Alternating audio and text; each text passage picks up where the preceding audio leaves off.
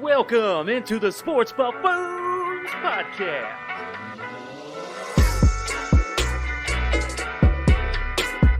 Let's talk about the big news here that happened over the weekend and since last Wednesday. How about our guy, LaMelo Ball, going down? Oh, I can't do it. There we go. LaMelo Ball going down. Turns out, looks like he fractured his wrist. I believe he was out trying to play with it as well, and this is when it all came to play. He is getting a second opinion. I haven't seen nothing else on that. He's going to be out indefinitely for the rest of the year. It's a big blow for the, I want to say the Bobcats, Lord, for the Hornets. This is potential Rookie of the Year playoff blow for him because the guy's been performing so well. Now, there's a chance, since it has been, late in the year, you could say, that he could still pull away with that Rookie of the Year, but it doesn't look like it. And with the Charlotte Hornets sitting at dead even 500 ball, 21-21, and the 7th seed, there's still lots of teams underneath them that could be heading that way.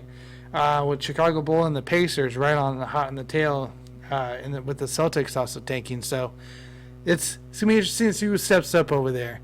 Obviously, Terry Rozier, who we talked about last week, he shouldn't be an option for a trade at all for these guys because they need him. They need him. So it's very unfortunate to see that happen. Another big injury that happened this last week. LeBron James, guys, goes down on a hard hustle play. And it was not a dirty play, as much as everybody says it was. It's not a dirty play. Very unfortunate to see this as an MVP run as well.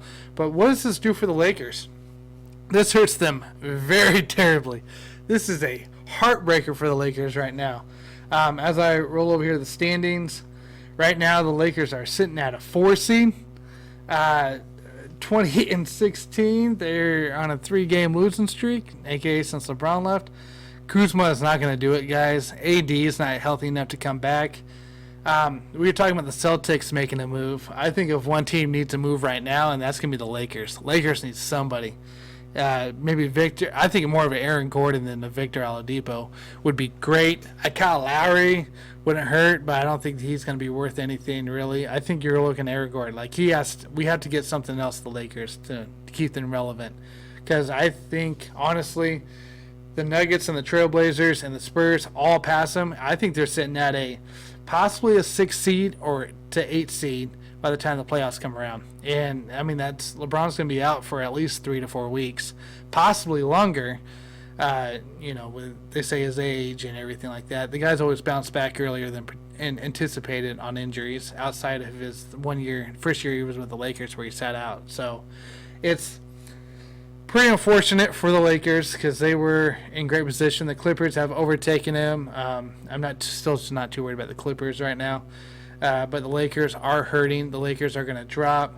Guys, Lakers could be a 7 seed going to the NBA Finals because LeBron comes back, right? So we always talk about AD, LeBron. LeBron's the key, guys. AD can wait. LeBron needs to get back ASAP, but he has to be healthy. If he's not healthy, this team's going nowhere. And it's very, very unfortunate. And, of course, with LeBron as well, we talk MVP. So my big thing on the MVP was health, right? Literally, after the All-Star break, Joel Embiid goes out. He's still sitting out.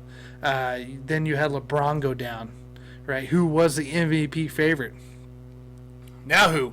Well, James Harden, guys. James Harden could possibly be that guy that wins the MVP it's just next doorness tonight, so I'm not too worried about long term. So James Harden, who was a plus 1,600, and like Jason said last week, you could win $1,000 if you would have put it on last week, but it's a little too late now. So he could be the favorite if he continues to perform at his high dominance that he's always done. Giannis could silently be right there. We got Jokic, of course. I think it's whoever's team's finished the highest seed with the best record will win it.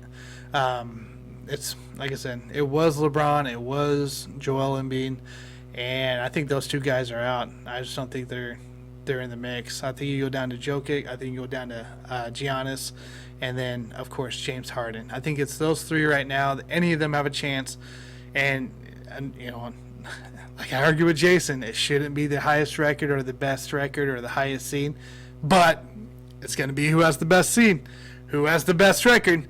We don't know, so it's pretty unfortunate to see that happen. I'm really hoping LeBron gets back quick, but I think it's going to be Jokic. Actually, I think it's James Harden that'll win it, but I'm rooting for the Mile High City there and getting that. So it's crazy. It's a crazy time, guys. So